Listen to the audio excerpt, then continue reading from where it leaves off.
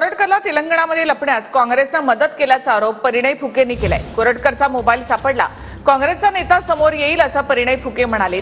तर कोरटकरला कुठे लपला त्याचं सर्टिफिकेट आणा असं म्हणत वडेट्टीवारांनी हल्लाबोल केलाय।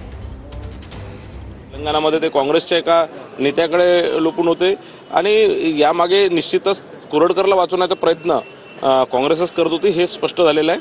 आणि कुठेतरी कोरटकरला या प्रकारचं काहीतरी वक्तव्य करून कोरटकरबद्दल मला असं वाटतं की काहीतरी आपण दिशाभूल करतोय।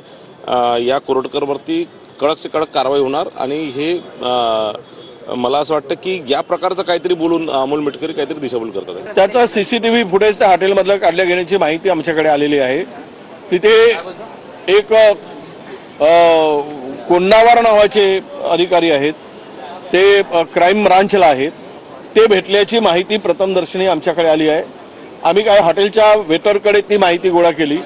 त्यांनी त्या लोकांनी तिथल्या नाव गुप्त ठेवण्याच्या अटीवर कोंडावर नावाचे पीआय क्राईम ब्रांचचे ती त्याची सेवा करत होते हे आम्हाला माहिती मिळालेली आहे आणि त्याच्यावर कारवाई करायची मागणी आता करतो आहोत। वडट्टीवार असतील, काँग्रेसचे नेते असतील, त्यांचे चेहरे आता पूर्णपणे पडलेत, त्यांचं सगळं पितळ उघडं पडलंय।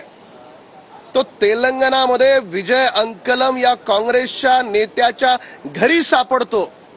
काय रहस्य आहे? स्वतःहून काँग्रेस पक्षानं महाराष्ट्राच्या आणि देशाच्या जनतेची माफी मागावी आणि हे मान्य करावं की प्रशांत कोरटकरचा करता करविता हा काँग्रेस पक्ष आहे। जेव्हा महात्मा गांधींना मारलं तेव्हा गोडसेंनी काजळ लावलं डोळ्याला आणि ताईत घातला गळ्यामध्ये की तो मुसलमान आहे असं पकडल्यावर वाटलं पाहिजे। त्यामुळे मग आता काँग्रेसच्या लोकांनी आश्रय दिला असं म्हणणं सुद्धा त्याच प्रकारचा एक भ्रम निर्माण करण्याचा प्रकार आहे।